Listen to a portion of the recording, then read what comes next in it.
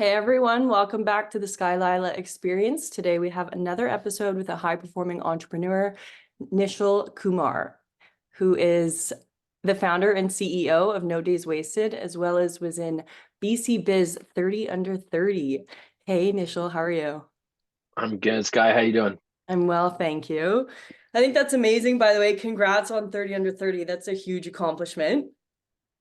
Appreciate it. Yeah, it's good group that BC sort of recognizes every year. I think there's a lot of people doing cool, creative things Yeah. in Canada and especially in BC. One of the best places to start a business. So couldn't be more grateful for that honor. Yeah, amazing. So I've actually told a few people over in London about No Days Wasted. Somebody the other day asked me, they said, Sky, can you manifest away a hangover? And I said, well, I don't think you could do that. But actually, I know this guy who started a company who basically helps with that type of thing. So I'll let you speak to it, but can you elaborate? What is No Days Wasted and how does it help? Yeah, well, funny enough, we're actually distributed in the UK a bit. So like we ship over there, and then we have a distribution partner called Zap. They do like 20-minute delivery all over London. You can order it off there too. So, Okay, but I'll tell him. Thanks. yeah, yeah, I'm sure they'll love that. But essentially, No Days Wasted came to be as a personal science experiment. So initially, out of the gate, this was just over 6 years ago. I would go out, have a few drinks in the evening, and not feel my best the next day. And it's not even like I was binging or anything of that sort. I was just having a couple. Mhm. And for me, it was really the nausea and a bit of the brain fog that came with it. So I've been listening to other people's remedies, like do this, eat greasy food the next day, Yeah. take a bunch of B vitamins, hammer down some Advil or Tylenol and Gatorade and all that. But nothing really, everything was sort of reactive rather than a proactive solution. Right. And also, the damage was already done. So I actually have a background in science and I said, well, why don't I look into this a little bit more? And for other problems I was encountering in my life, I was kind of looking up the research behind it, and I decided to do that for alcohol's pathway ultimately, and learn that the issue is the buildup of alcohol's toxic byproduct, and that's the main cause of that awful next day. So something called acetaldehyde, that's 80% of the problem. And how do you break that down before your next morning? That's essentially what the problem to solve was, and came across some really great herbal plant-based ingredients that act as what you call cofactors for your liver enzymes, so like a support system for your liver enzymes, Mhm. to get them to work better. And yeah, that's how all good things start. I guess you solve the problem for yourself and decide to share it with the world. So Yeah, thank you. That's nice to know it's a science-based, basically proactive hangover cure. Um, well, we don't like to use the hangover messaging as much. More so, no. we lean into balance. So it's all about feeling your best and achieving balance. And No Days Wasted obviously is a play on words with having a couple drinks, but it's Okay. more so a mantra around how we like to live our lives. And, personally, I'm a high performer. I like to get up early and exercise. I like to feel my best all the time. If I want downtime and rest, it's on my own terms, not because I'm not feeling well. Right. Right. So, really being conscious of that. Also, we know what alcohol does, and how it's a toxin, and how it's broken down into something even more poisonous um, than itself. And ultimately, you just want to push people, in the right direction. If they decide to have a few drinks, then here's a solution to help you feel your best. Um, but really not trying to push that binge messaging. Right. Right. And on top of that, we have a couple other products. So an electrolyte drink mix with immune support that's good for hydration daily, and then a sleep product we actually launched in the US as well. So it's a magnesium-based sleep product that helps you achieve a deeper, more restful night of sleep. Okay. So really health-based products now, but I guess it started with that one, but now it's just overall nothing, not necessarily to do with if you've had a drink that night or if you're planning on it. It's just stay healthy, take care of your Yeah, body. we're focusing on a few key areas. So recovery, um, hydration, immune support, and sleep. And then we'll have something more with a nutritional focus and sort of daily nutrition that we'll be launching into the future. But we're trying, No Days Wasted is life is about experiences, and that's what we're here for. So let's feel our best and achieve balance. And so all of that fits under our umbrella of No Days Wasted. Okay, I love that. Thank you. Oh, so many questions. On that balance, want to get into a little bit of your lifestyle. How do you maintain balance in your lifestyle? Like you're, starting a business, running a business. I'm sure you have a ton of other projects going on, your health, your fitness. What does your life look like and how do you balance and juggle everything? Yeah, I think that balance means something different to everyone.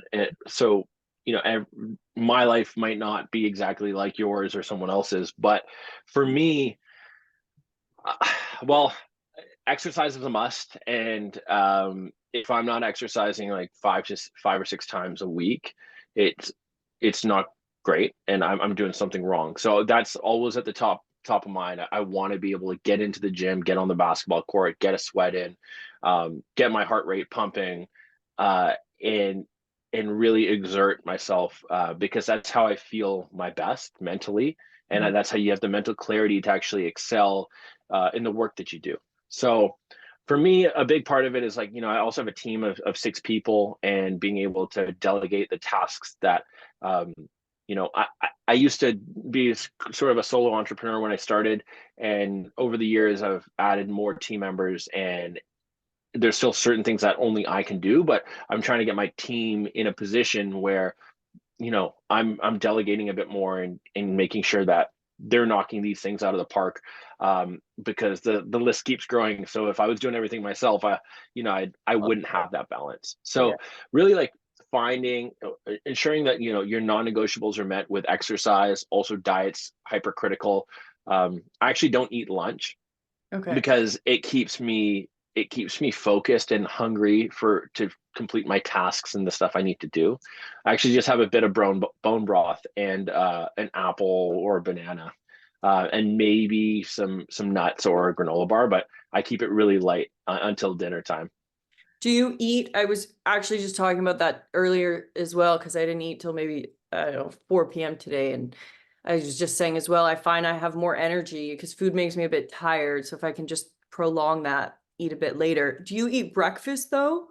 What does the Always. Yeah, diet look like? yeah, yeah. I really, for me, having something in my stomach in the morning is really important. Some people like to do the intermittent fasting. Um, I think that's good. But for me personally, it doesn't work. I'd rather get that fuel in me to start the day. So like a small bowl of oats, piece of fruit kind of thing, and Mhm. then a black coffee is usually what I do in the morning. Um, and if I'm working from home, I'll have a few like boiled eggs with it. But this morning I'm at the office, so we do 3 days a week in the office, 2 days at home. So I did, my small bowl of oats, black coffee, and a banana, and that got me rolling. And then yeah, that's the big thing. Like, having food, especially a large meal that's carb heavy or like very complex, maybe a lot of dense protein and carbs, you're gonna your gut needs a lot of the blood that would go to your head. So Mhm. you're redirecting blood to your gut, and in turn you're going to get tired because you need to digest. So it's no coincidence there. Right. Yeah. Thank you. So what time would you say you wake up? What is it? If you were to break it down for someone, okay, you wake up at this time, eat at this time, gym, work, what's that 15-hour day look like for you? Yeah, usually up by like 6:30. Usually, the alarm set for 6:30, but oftentimes I wake up like 10 to 12 minutes before. That's just how it goes. I think that circadian rhythm is it couldn't be more true, and your body's trained. Uh, get up, get rolling. Depending on what my workload looks like for that day, I'll about 40% of the time I'll work out in the morning. The remaining 60% is evening. So I would Yeah. try and just get up and go right to the gym, fill up a water bottle full of electrolytes. Mm. We have our own electrolytes. I made them for myself as Yeah. well. Fair. And that's the fuel to start the day. Crush the workout, and then be sort of at my computer at my desk by 8:30. Mhm. If I'm not working out in the morning, today I was at my desk by 7:15. So it totally depends what I sort of have on my plate. Right. I think the interesting thing is, like, you know, there's always more work to do. And the next day will will come as well. So just being really hyper focused on prioritization and just making sure, hey, if we have deadlines to meet, let's get those things done. If other people are involved in these projects, let's make sure we get it off our plate onto theirs. Mhm. All that stuff is hypercritical, and timing, because if you're not doing that, there's a lot of time wasted, a lot of days wasted, no pun intended. But Totally. yeah, and then so just rolling through the day, I try to avoid meetings until actually the afternoon, Mhm. because a lot of the high productivity work happens, but and like really intense brain power focused work happens between like 7 and 11 a.m. Mhm. So all the stuff that's like I need to get down and knock out, Yeah. as paperwork, or read through an agreement, or do all sorts, things that are Yeah. really require a significant amount of attention. That first 4 hours of the day is critical, and then I avoid big meetings. So with my team, we do something called the Blitz. It's like a 15-minute Mm. boom. Tell me what you're working on. Tell me what's happening. What's what once a week, usually on Tuesdays, and how can I help you? And maybe what else do I have to give you? Like where are we at? Mhm. And the intention is to be very deliberate.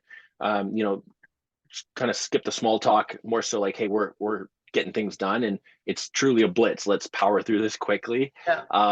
And if there's areas we need to focus on, we use a couple more minutes for that.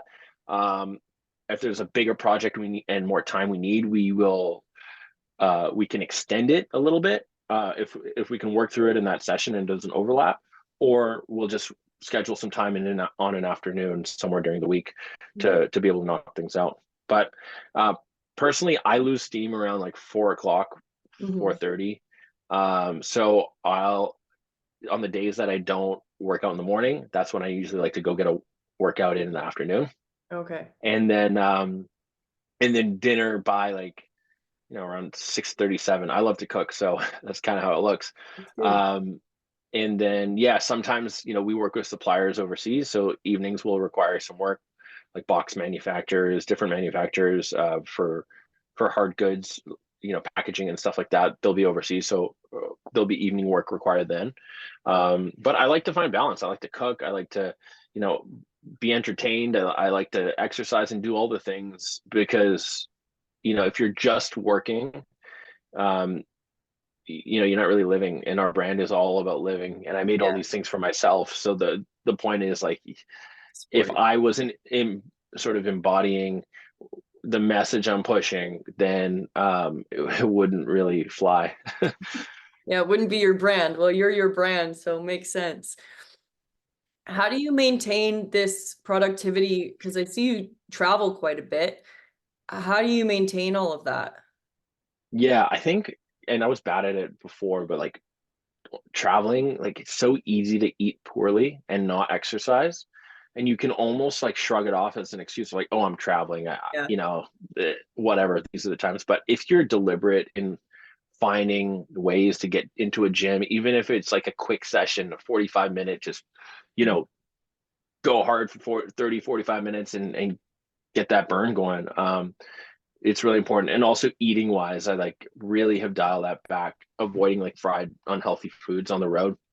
It's okay to have something here and there, but you don't want it to become your diet while you're traveling. Yes. Um, because that'll throw you off a lot. And yeah, so really consistency around exercise and diet really helps. And then also I have a sort of like, whenever I go on a plane, this happens to me without fail. I'll like sit down in my seat, I'll fall asleep for like 20 to 40 minutes, depending Yeah. on sort of the day. And then by the time I wake up, we're in the air, and I'll pull out my laptop and just start doing some work. They come around with a coffee, and I'll hydrate and have a coffee, and then cruise through the flight and do some work, and then land pretty fired up for whatever it is we're doing in that given city. So Great.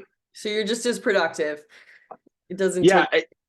you know what? It's interesting. I actually feel very inspired traveling. So sometimes the productivity can be higher, um, because you're doing a lot of things, kind of shaking hands, kissing babies, meeting people, and building connections when you're on the road. Or it could be a sales oriented trip where you're directly selling or you're demoing in stores or whatever the case may be. Mhm. Um, but like if you're only allotted a certain amount of time, you can find a way to get those tasks done in that period of time. Yes. So sometimes the efficiency increases when you travel just because you have less time.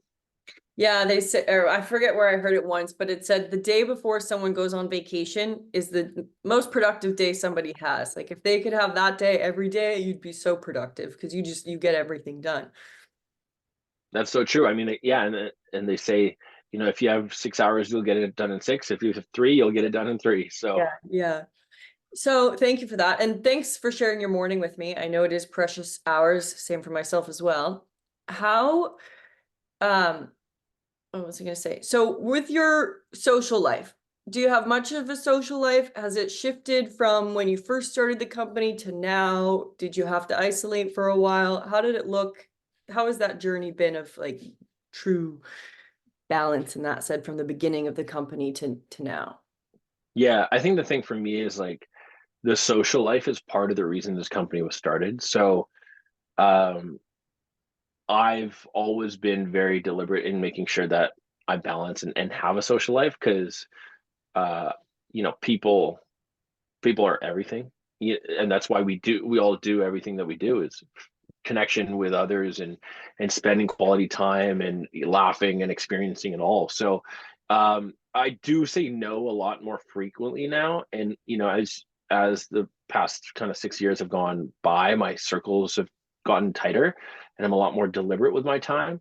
So, when I was in my mid 20s, I was making time for different acquaintances and people that were constantly asking something of me, and now I don't make time for those people Right. just because it's maybe wasn't a true connection, right? Where a friendship or a social side of things should be, if it's a friendship, there should be an equal exchange of energy and Mhm. give and take, right? That's what makes it special, right? So, and then whether it be like networking, social in that regard, I don't like to go to networking specific events. I like to go to events where maybe I can provide some value for someone. So I've done some stuff at UBC recently Mhm. where I've done some mentorship for current undergraduate students in the Faculty of Science. And, you spend an hour there and it's like these quick blitz, like 15 minutes at each table. Yeah. And you've talked to 50 students and you've shared a bit of your journey and helped giving them a bit of clarity or maybe answered some of their questions or given the clarity into like what they could do with their life. Because a lot of them are like very, oh my God, I have this degree. There's no jobs. What do I do? It's like, okay, well, I have a degree in geophysics and commerce. I'm not doing anything with respect to geophysics, but it did teach me how to think and how to build how to problem solve and get here. So a lot of times these kids think that's their end all and be all, and it couldn't be further from the truth. Right. It's just, yeah, it's part of your journey, Yeah. but you could end up doing something completely different. So Right. Okay. Thank you. It's so true. Oh, it changes so much. But I do think every piece is a puzzle piece to wherever you're going. It's all a stepping stone, and who knows how it's working together, but eventually you'll use that knowledge. So, oh, sorry. So I know you kind of went over what you say no to now, but what do you weigh out when you're when you're considering saying no to something? Like, is it the mutual exchange for business related things too? What are you considering in your mind? yeah, that's a good point. So I'll start on kind of like the social, like more social, like friendship side of things. It's yeah, the mutual relationship and respect of time and energy and effort and friendship for sure. Uh, I mean, you always have to be a little opportunistic with some things. It's like, okay, well, if you're in the sense like, do you need to be there for maybe it's a 3 hour affair, right? And they're saying come for this. Well, maybe you show face, you show up for half an hour and you leave because that's all the time you have, but you want to be present and you want to engage. So you be very deliberate when you're there, making sure you're meeting the important people, having the right conversations and not sort of wasting time more or less, leave people wanting more. Mhm. If if you're the last person at the bar, and you're shutting down the bar, I mean, you probably have nowhere better to be, right? Yeah. So and that's more of an analogy because obviously it could be like in a 7 to 10 event, but if Mhm. you show up from 8 to 8:30 or 8 to 8:45 at a 7 to 10 event, then you're there for the meat of it. You've probably accomplished a lot of what you wanted to accomplish, and you provided some supply, but also that scarcity Mhm. where your time is valuable. So and you built some connections, right? So maybe there is an opportunity for a follow up and to build further on that. So I think when you say no, you can also say like you can say yes, but let's dial it back, right? Yeah. Um, so No, yeah, thank you. I was just listening to a book, time wise, it's kind of all about everything you're honestly saying right now of meetings and just productivity and efficiency with your time. But what you're saying no to, like by saying no, what are you also saying yes to? Like if you're saying no to a Friday night out, you're saying yes to a cozy night at home where you're reading your book. So considering, I feel like when you're saying these things, when you're going for your half an hour, you're saying yes to having a more productive day at work the next day or something like that. 100%. And I'm like, I really need sleep. I don't know about you, but I really need a decent amount. I'd say 6 is like my minimum to Yeah. feel good. So 6 hours, 7.5 is ideal. Yeah. So if there's something that's going to take too much, like even if it's a Friday night, when in my mid 20s, I was like, oh, I'll stay out till 2 a.m., 3 a.m. And now I'm like, no, like I'll leave whatever it is by 12:30 on a Friday night, right?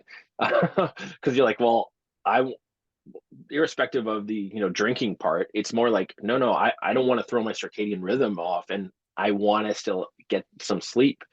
And I've always had a hard time like really sleeping in. Mm. So if I'm home at 3, I'm still gonna wake up at 6 or 7, Right. and then you're pretty banged up going into the next day. You're pretty exhausted, right? Mhm. Mhm. Oh, thank you. Okay, so what would be some mistakes that you've overcome throughout the years or things you would have done differently now looking back, if any?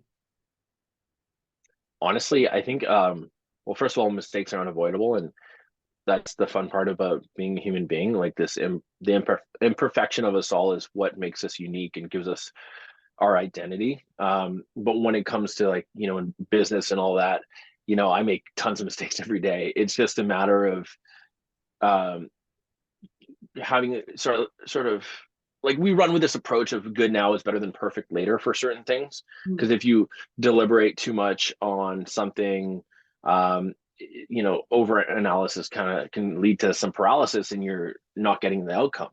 And most of the time, things are iterative anyways. So let's get something good out and get feedback and iterate and build on top of it. It's kind of analogous and in line with sort of the scientific process. Like you have to have a hypothesis and put it out there, and then um, and build an experiment right around it, and then adjust accordingly. So I think the big thing is like, don't be afraid to make mistakes. And I know I didn't answer your question of like what my mistakes were, but don't be That's afraid great. to make them Sure. because they're gonna happen, right? It just be really nimble and be able to, you know, be ready to fix those mistakes and iterate. Mhm. So for us, I mean, we've had mistakes with packaging where something was printed completely wrong and I thought it was the end of the world, but obviously we fixed it the next time, or we found a way to like kind of put a label over it, and maybe it didn't look the best, but it served our purpose for that small period of time. um and yeah, I mean, there's countless mistakes, to be honest. um No, it's that is the answer. It's more just, I guess, what does that mean word even mean for you? But it's nice to know that even after, successful years, it still happens every day. You just roll with it. And what's interesting, I could see your science backed mind of looking at it as an experiment, which I haven't heard before, because I guess most people I don't know don't have a science background, but that's such a great way to perceive it of like, this is just an experiment. We'll put it out there, see what rolls, make adjustments, which is really what everything is. Yeah, and when you end up finding something that really works, you double down on it quickly, right? I think that's really important for us in marketing. We were early in the podcast game, so we started working with Spit and Chicklets, and then we were the first ever sponsor for the Call Her Daddy podcast. And once that first ad went live, and I saw results within 24, 48 hours, I was like, hey, I want to lock this in for the year. The results are amazing. Let's jump on it. And that way, we were the first ever brand to believe in that asset, which is now the biggest female podcast ever. Ah, So it's pretty insane. And like kind of top three or top five biggest podcasts ever. And in that foundational year of 2019, we had numerous ad spots, built a lot of our online customer base that way, especially for the female demo. And yeah, and you got to test. If I didn't test that out and say like, oh, then we wouldn't, maybe we're not even here as a company, right? So when do you find you're most creative and you're receiving, are you pushing to find these next steps in your business, or are you more kind of receiving ideas on, oh, we could do this? Like, how does that growth come for you? yeah, I mean, that's a tough question. I think the thing is like, because no 2 days are really the same, Yeah. sometimes the inspiration comes from travel, right? Or it comes from music. I Mhm. love music. So I think like I'm the worst singer there probably is, but I have a profound appreciation for great artists and talent. I've made friends with some awesome producers and singer-songwriters over the years, and I truly admire what they do, and it's something that I could never do. But in but I gravitate towards music that's actually slightly different than my daily life. It's because it sparks more creativity. So yeah, I mean, there's no like sort of silver bullet for and where the creativity and the drivers for growth come from. But I think the important thing is just surround yourself with people who are doing things that are meaningful and have a lot of conversations. Yeah. Um, because that will first of all inspire you, that'll spark your own creativity, and then also you will learn from people who have done it, because oftentimes you don't need to reinvent the wheel. And when you need to innovate, but you don't need to start from scratch from the point where you're figuring out all these unknowns that are not true unknowns, Mhm. right? A lot of people think like, oh my god, this task is so daunting. Well, it's like, no, why don't you look at some of the stuff that's been done, and why don't you work backwards from there and see like, okay, maybe what's wrong with that, how can you provide value? So I think just experiencing a lot is really important, but at the same time exercise. And I know you can relate to this because you're very fit and always on it and always in the gym. Love But that. yeah, having a strong body and mind is critical to wanting to continue to grow. I think how you do anything is how you do everything. So being consistent in your life with exercise, diet, and like caring about things will translate very well into the business realm too, because that's your identity and that's your personality. Mhm. Yeah, and the commitment to just doing it too, making time. Interesting, thank you. So, did you find, say, growing up, were you like, oh, do you always have an entrepreneurial mindset, or did you just sort of stumble upon, there's a problem, I should solve it, maybe I'll do this, or like how has that upbringing impacted your life? Yeah, I mean, from the age of like 10, basically, I was into like little arbitrage here and there. So buying and selling things, buying something like I started with Live Strong bracelets. Oh They were yeah. only available down in the States for a while, and they were $1 each. And in the playgrounds, I had other kids willing to spend $3, so I would buy 100 of them, and turn $1 into $3, so 100 into 300 really quickly. And I'm like, this is insane. And then kids started to wear them on both wrists, then doubled my customer base. I'm like, wow. Um, I had more loonies and toonies in my little jar than I knew what to do with. I was like, oh, this has turned into a lot of money. So it started with like understanding that you know, there's an arbitrage and there's an opportunity uh, to buy something and flip it. And then there's been a progression over the last 22 years where, you know, a business when you're an adult is similar to that, but you need to you need to operate at scale and have efficiency, and also probably provide a bit more value than just reselling something that someone else has made. Right. So I think it was a great lesson and starting point. But then, as things progress, you add layers to them. I did that with like candy in elementary school. My locker was full of candy and I was selling candy. I'd buy it for a quarter, sell it for $1, that kind of thing. That's And yeah, and then it was like iPhones and iPods, off Craigslist, and like refurbishing them, unlocking them, making them look better, and then selling them for more, that kind of thing. So it was a pretty cool journey, but I did take a little bit of a break from doing that kind of stuff through university, and because I thought I was going to pursue more of a career in engineering and like true science, but then I realized, like, no, I can apply some of that scientific sort of understanding and background to a business or something that I want to create, right? So yeah, mix yeah. both aspects of it. So interesting. Thanks. That's funny to hear people's childhood. So you've always kind of had that personality from the beginning. What type of challenges would you say at the beginning? Did you find you had this idea and you started making it work and all was well in the world and it just worked? Or were there a lot of roadblocks where you thought, how do I get through this? What do I do? Where do I go? Yeah, I mean, no, it was truly iterative. I went in with limited knowledge. So I actually brought in some industry experts and people who've done it before, that are familiar with regulatory compliance, whether it be in the US or Canada, the two main markets we sell.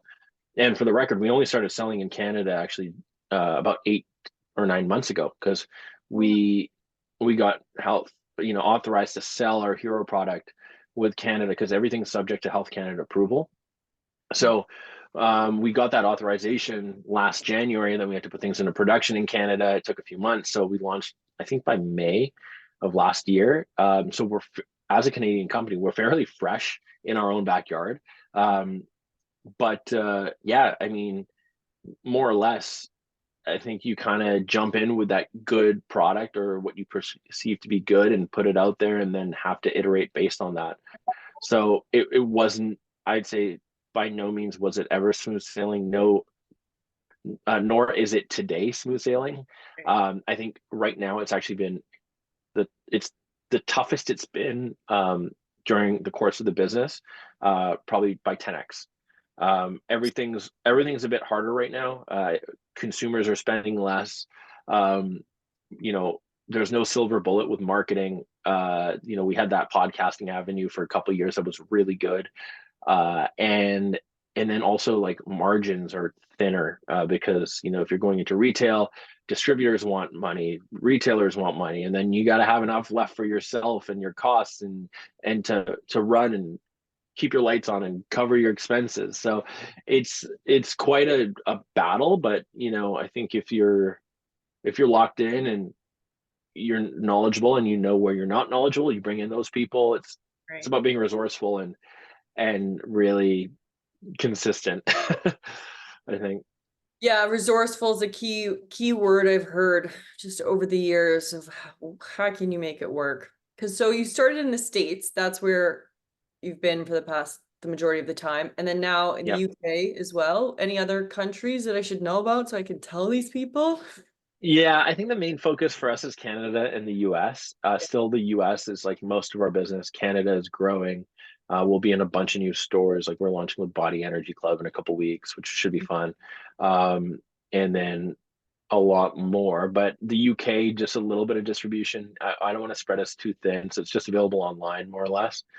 And then we're going to hold off on other international markets until we've gone a bit deeper in Canada and the US. And then, yeah, kind of go from there. But yeah, more more just building it out in our backyard, I think is really important because there's a lot of opportunity. No, it's amazing. There was one that event you had at Kits. The amount of people that it felt like you know when you used to get those like fake messages, scammers, and they'd be like, "Is this you?" But I was in one of your videos that you guys made doing a cartwheel, and so many of my friends sent it to me and was like, "Is this you?" And then I looked, I was like, "Oh yeah, that actually was me. That's pretty funny." So that one, that your marketing's great though. I mean, it's a really fun perspective of just the way you go about it is a bit more human. Yeah, for us, the nice thing is, and I appreciate you doing that. That was a blast. I love that you were able to make it that day. And we'll do another one when the weather gets better. But that's what it's all about, right? We want to bring people together. And if you're not doing that, then it's really you're selling something with no personality, and it's just a product that sits on someone's shelf and they have no connection to it, and they don't know the people that make it. They don't care. Like that's what big consumer like CPG brands are about, right? Like the big players that own all the big brands that we see on shelf. That's why it pays to support local brands, small emerging brands, because first of all, it's very hard for them. Second of all, um, there's usually a good reason why they're making these products, and there's usually a family that you're supporting, or a number of families. Like one of the things that has come to me over the last few years, I'm responsible for payroll for my whole team every 2 weeks. Yeah. And if we're not meeting our numbers and I can't pay them, then it's not just me that's not suffering, it's the rest of the team. So that responsibility is like, that's my number one thing. It doesn't keep me up at night, but it's my number one focus. It's like, hey, I need to continue to grow and excel. And, people want to earn more. The cost of living goes up. There's all these things, and you're like, you end up being responsible for all of it. So it's pretty wild, I'd say. But yeah, that human connection part is critical. I think bringing people together, embodying your brand and having it be more than just a catchphrase, having it be a way of life that people can relate to, will make everyone better. Yeah. Yeah, I'm always so impressed when anyone has more than one employee. I'm so impressed by that because I know how much work goes into it of just like paying a salary for just one other person. Yet, some people they work for thousands of employees and I say, "Oh my God, that's so impressive." And they're like, "I don't know, is it?" But because I'm surrounded by entrepreneurs who are, you know, hustling on their own, and then if they have a few employees, great. But so I mean you've grown it quite huge in my mind, at least to be able to employ 6 people is amazing. Just to sustain that, harder said than done, but it's a progress. You're doing it, it's working. No, I appreciate it. I think the interesting thing is a lot of people look at businesses and they'll look at the social media page and see a few things that we're doing and say, "Oh my God, these guys are killing it." But there's like, it's like the iceberg, right? You see an iceberg from a mile away and you see the top of it and what's sticking out of the water, but there's so much more underneath the water. And that's exactly what running a business in this day and age is like. We haven't raised any money. We haven't pulled any outside investment in. It's been bootstrapped. It's been built on a strong business model out of the gate. Yeah. But it's well, that makes it even tougher because I don't have like a piggy bank to say, hey, let me just pull from this 100,000, 200 million, whatever, right? Rather, I'm like, wow, every decision's calculated. If we overspend here, then we and blow our budget and it doesn't return or whatever, then this impacts everyone and it makes it a lot harder to meet those goals. So, my advice for anyone who has friends who are running business, like even it costs a couple of dollars more, buy from them. Right. Um, buy from your friends. It's going to help them more than and you're probably going to get a great product out of it too. And it's just, but the problem is, the people, like, friends typically aren't your customer, which is the funny part. Um, because I don't know what it is about the consumer behavior and psychology, but people it oftentimes doesn't end up being the case, right? That your best customers are not your best friends, right? Your Yes. best customers are oftentimes a couple degrees of separation away. Yes. Well, it's kind of like not any form of success. Hopefully, your close ones support you, but often for massive success, I find the people further away support you than the close ones. Like once the world is cheering you on, then everyone else kind of hops on. I don't know if you felt Right, that. right. It's like, oh, I went to school with you. Like, how are you doing? You message me 10 years later. Like, we haven't, it's like they see that's, and that's happened a couple times. Not that I have any profound success at all. We have a long way to go, but I've experienced that where someone's like, I'm like, well, where have you been the last 10 years? Yeah, nice to hear from you too. Hope you're doing well. I mean, I definitely, and that kind of goes into like how I like to manage my, like, not manage my relationships, but maintain my relationships. I think, if you had a connection with someone um, so many years ago and you have all these things in common, check in with them periodically. It doesn't have to be every day or every week, but could be once a month, right? And you got to keep those connections alive. I think the human brain doesn't have the ability to maintain like more consistent, like weekly or daily names and connections, but you can still be deliberate and say monthly, quarterly, I'm going to check in with this person and see how they're doing. Oh, they started a business. Oh, how can I support? Right. We're here for people at the end of the day.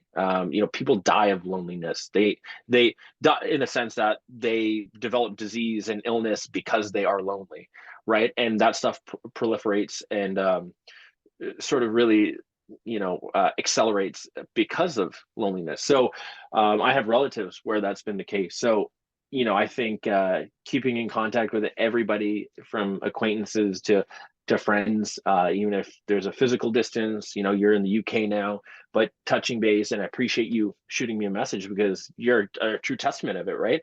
Like, let's touch base. We'd spend time in Vancouver and hang out, but then circumstances change. You have a new life environment, and you're very deliberate though, and that's like I applaud you and commend you on that because you'll be better for it. Yeah. It helps you, it helps me. Yeah. Right. No, thank you. I appreciate that. I do approach probably with the same perspective as you don't want to look at it. I do look at my social life as a goal. Like I used to have a social calendar because similar probably for you too. Like my focus usually is business related, so it's that comes first. What's my work? What am I working towards? And then there was a time when I thought, oh, but if I have all this success and no friends, like then what? That I can't take any of my friends away if I don't have any of them. So I can't quite build that as fast. I got to balance it all. So I would have my calendar and I'd have an orange highlighter and I'd map out like who are the 4 friends I'm gonna check in with this month just to say hello and then cycle it through. So I do think it is like you're saying, be deliberate of maintaining your friendships, relationships. Okay, last 100%. question for you though. You touched a little bit on it already for your advice, but talking to somebody younger, older, whatever age, somebody wanting to start their business, what advice would you give to them? Or do you have a mantra that you say to yourself or both? Yeah. 100%. So it's probably tougher, like in my professional career, it's now is probably the toughest time to start anything because everything's expensive. The cost of capital, and if you're to raise money or just money is expensive, right? So and it's scarce. So I would say if you're going to start a business, do something you really give a damn about. Solve a problem that's really close to home. It's either you or someone close to you that you're solving the problem for, because you need to establish consistency with the business, similar to going to the gym 7 days a week. You'd actually need to go to the gym as in work on your business 10 days a week. And hey, guess what? There's only 7 days in a week, right? So my point is do something you really give a damn about, because if you do something that's a copycat or an imitation of someone else and you're thinking you're going to make a quick buck, that's not how it works. Right. Oftentimes that's like I'd say 99% of the time that is not how it works. And if you find the 1%, it's probably very short-lived, right? So do something you give a damn about, put your best foot forward and be consistent. That's key. and then go out there and talk to people who have done it before. If you're going to be in a consumer focused industry, like business to consumer, B2C business, talk to someone who's done it in a similar industry. I tell you, I've been having great conversations with someone local who started an amazing supplement company. He sold it and bought it back and is now running it again himself and scaling it up. And he's 15, 20 years my senior, but he's willing to chat with me and share his learnings. And I'm grateful for his time and what he's been able, first of all, I admire what he's accomplished, but talk to the people who've done it before, because oftentimes, you know, they're not gatekeepers to the success, because success isn't overnight, right? It's usually a 10-year overnight success story. Exactly. um and don't be afraid to share your ideas with others, because the big thing is, like, people like, I have this idea for a company I want to start, but if I share it with other people, they'll copy me. Yeah. Well, what did I just say? If you copy someone, you're not gonna, like, the amount of copycats within my network, or 1 degree of separation, Right. it has been hilarious. And I'll tell you one thing, not one of them are still here today. Right. So It's I embrace competition, to be honest, because I think if you're going to do something right, it brings more awareness to the category.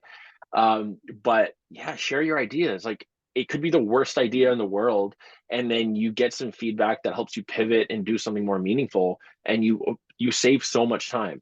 Don't ever ask someone to sign an NDA to have a conversation with you, especially if they're your friend or an acquaintance, because that's really off-putting. And I've had people do that before.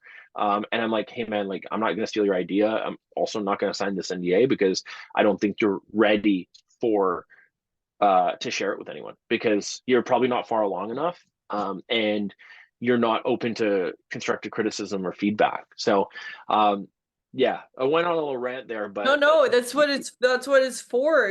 It's share your wisdom, because I don't realize all the knowledge and wisdom that I hear, because I've luckily grown up in such an environment filled with just everyone around me really is quite successful or just knowledgeable. So I'm right. constantly surrounded by that. And the more I explore the world, I'm like, oh, you didn't grow up listening to all of these like inspiring messages every day. So that's why I wanted to share, give this outlet of, for people to hear what you have to say, because it's not easy to go and build a business by yourself. It's tough. So it's no, it's appreciated, your knowledge. Hmm. We'll appreciate your time, and this conversation, it means the world. Yes. One last thing. Is there a quote you live by, or one quote that means something to you? um yeah, well, it's kind of a little bit, there's 3 things you need to do in a day to have a full day. You need to laugh, think, and cry. Mm. So you do those 3 things, you'll have a full day. And I'm all about having full days. It doesn't have to be tears of sadness or sorrow. It can be tears of joy, but do something that moves your emotions. Yes. Do something that really makes you think, and do something that makes you laugh, and then you're really living. So that's what it's all about. Amazing. Thank you so much, Nishal. I appreciate your time today and your morning. Of course. Yeah, Um, no, I appreciate you making the time and making this happen. so quickly, how can people buy your product? Oh yeah, little shameless plug here, but I Yeah. there's it'll help everyone. You just go to you just Google No Days Wasted. NoDaysWasted.co is our website. In the US and Canada, we're available on Amazon.ca and Amazon.com. If you buy, leave a review. I'd appreciate you. And also, we're in a handful of retailers, so there's a store locator on our website where you could see the retailer closest to you. So tons of different ways. If you buy directly from our website, feel free to use my code NISH20, NISH20, and it'll get you 20% off. But yeah, appreciate all the support from everyone. And if you have any feedback on our products, I would love to hear it too. Perfect. Thank you so much. Of course. Thank you. Yeah.